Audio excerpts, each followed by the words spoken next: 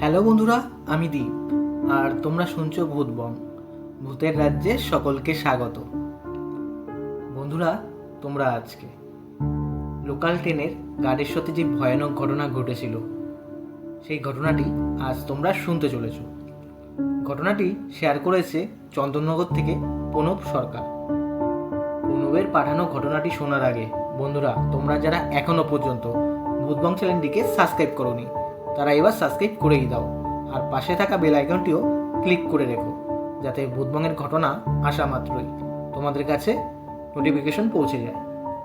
তাহলে চলো বন্ধুরা, কানে হেডফোন গুঁজে রেডি হয়ে যাও।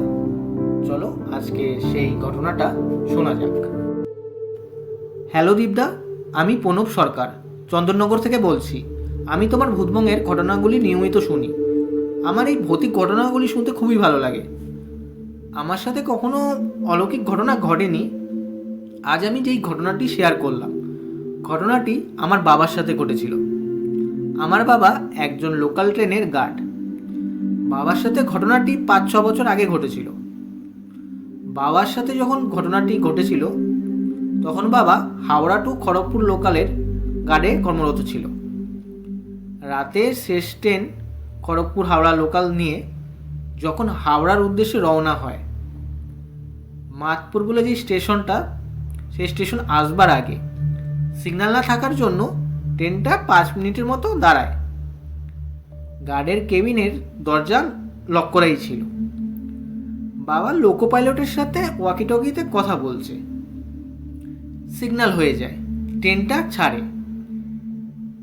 বাবা দেখে যে কিছুটা দূরে 6-7টা হাত টাটা দেখাচ্ছে।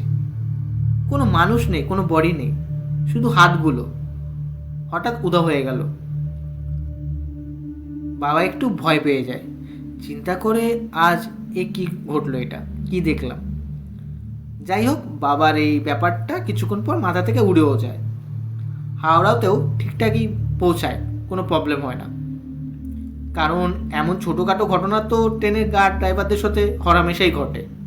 পরের দিন আবারও সেম ট্রেন নিয়ে সেই রাতের শেষ ট্রেন হাওড়ার উদ্দেশ্যে রওনা হয়। সেই মাতপুর স্টেশন ঢুকবার আগে বাবার গতকালের ঘটনাটা আবার মনে পড়ে যে এই জায়গায় এরকম ঘটনা ঘটেছিল গতকাল। এই ভাবতে ভাবতে ওই মুহূর্তেই ট্রেনটা সিগন্যাল না থাকার জন্য সেম জায়গায় দাঁড়িয়ে পড়ে। বাবা মনে মনে বলে, উফ, আজও সেম জায়গায় ট্রেনটা দাঁড়িয়ে আছে। আবারও কটা হাত দূর থেকে টাটা দেখাচ্ছে, তখনও ট্রেনটা কিন্তু দাঁড়িয়ে। বাবা চিন্তা করছে যে কাল থেকে এসব কি ঘটছে আমার সাথে, কি দেখছে এগুলো। তখনই কেবিনের দরজাটা দুবার বাইরে থেকে নক হয়। বাবা আগে খোলে না। বাবা বলে, কে? বাইরে থেকে কোনো উত্তর আসে না, তাই বাবা দরজা খোলে না। সেদিন ট্রেনটা অনেকক্ষণই ওই সিগন্যাল না থাকার জন্য ওইখানে দাঁড়ানো ছিল। আবারও কিছুক্ষণ পর দরজা 2বার নক। বাবা বিরক্ত হয়ে কিছু ভাবনা চিন্তা না করেই দরজা খোলে। খোলার সাথে সাথেই একটা বাচ্চা দৌড়ে চলে গেল। বাবা রেগে যায় যে এরকম একটা বাচ্চা এই এত রাতে কিভাবে এখানে আসে, বাবা মা কি দেখে না, এরকম চিন্তা করছে। বিড়বিড় করে বাবা এসব বলছে নিজে নিজে একা একা। যাই হোক, সিগন্যাল হয়, ট্রেনটাও ছাড়ে। বাবার মাথায় হঠাৎ একটা প্রশ্ন আসে। যেই বাচ্চাটাকে দেখেছে, বাচ্চাটাকে দেখে 5-6 বছরের মতো বয়স মনে হচ্ছে, তাই হাইটও বেশি না। তাহলে বাচ্চাটা অত নিচ থেকে ট্রেনের দরজায় কিভাবে ধাক্কাচ্ছে? এই কথা ভেবে বাবা পুরো শক হয়ে যায়। বুঝে যায় যে বাচ্চাটা নর্মাল কিছু না। কিভাবে একটা ওরকম 6-7 বছরের বাচ্চা অত নিচ থেকে লাইনের কেবিনের দরজার ধাক্কাবে? বাবা ভালোভাবে বুঝতে পারে যে বাচ্চাটা নর্মাল কিছু না। যাই হোক, আবার ওইখান থেকে ট্রেনটা ছাড়ে, সিগন্যাল হয়। ট্রেনটা আন্দুল স্টেশন ঢুকবার আগে আবারও সিগন্যাল না থাকার কারণে দাঁড়িয়ে পড়ে। সেখানেও অনেকক্ষণ দাঁড়ানো ছিল। আবারও দরজা নক হয়। বাবা এবার ঠিক করে যে কোনোভাবে আর খুলবে না। যাই হোক, তখনই একটা মহিলার গলায় কথা ভেসে আসে বাইরে থেকে, স্যার একটু দরজাটা খুলুন না, খুব দরকার। এই শুনে বাবা দরজা খোলে, কোনো ভাবনা চিন্তা না করেই সঙ্গে সঙ্গে খুলে ফেলে।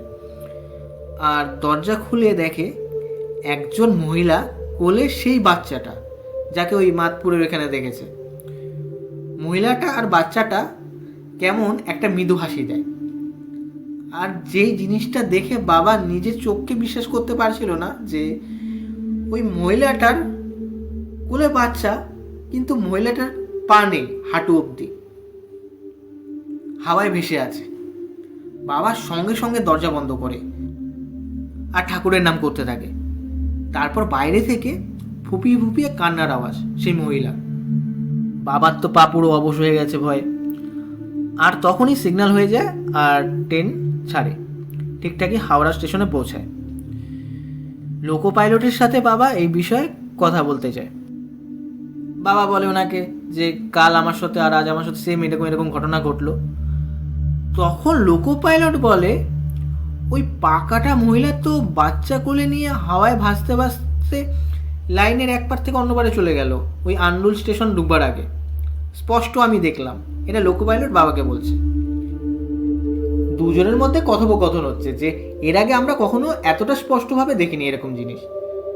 হঠাৎ লোকো পাইলট বাবার নাম ধরে বলে ওঠে, আরে গতকালই তো দুপুরবেলায় যখন আমরা আসছিলাম, ওই মাতপুর স্টেশন ঢুকবার আগে একটা মহিলা বাচ্চা কোলে নিয়ে আমাদের এই ট্রেনের নিচে আত্মহত্যা করলো। বাবা তখন বলে তাহলে সেই অতৃপ্ত আত্মাই আমাদের বারবার কাল থেকে দেখা দিচ্ছে। তো এই ছিল ঘটনা। বাবা পরের দিন থেকে ছুটি নেবে ভেবেছিল কয়েকদিনের জন্য, মাইন্ড ফ্রেশ করার জন্য, কিন্তু ছুটি পায়নি। পরের দিন থেকে বাবার ডিউটিতে যাওয়ার সময় সঙ্গে হনুমান চল্লিশের বইও রাখত। তার পরের দিন থেকে বাবার সাথে আর কোনো রকম অস্বাভাবিক ঘটনা ঘটেনি। এমনি বাবার সাথে এরপরও ছোটোখাটো দুই একটা ঘটনা অন্য জায়গায় ঘটেছে, সেটা আরও একদিন দীপদা পারলে লিখে পাঠাবো। যদি এই ঘটনাটা ভালো লেগে থাকে তাহলে অবশ্যই ভূতবঙ্গে পড়ে শুনিও। তাহলে বন্ধুরা, আজকের এই ঘটনাটা কেমন লাগলো কমেন্ট করে জানিও আর লাইক করে দিও। আর বন্ধুরা, তোমরা যদি ভূতবঙ্গে ঘটনা পাঠাতে চাও তাহলে আমাদের ভূতবঙ্গের ইমেল আইডি bhutbongofficial@gmail.com-এ তোমরা তোমাদের ঘটনা পাঠিয়ে দিও। আর এই ইমেল আইডিটা আমাদের ডেসক্রিপশনেও দেওয়া আছে, সেখান থেকে দেখে নিতে পারো। তাহলে বন্ধুরা, আজকের জন্য এটুকুই। Tata, by.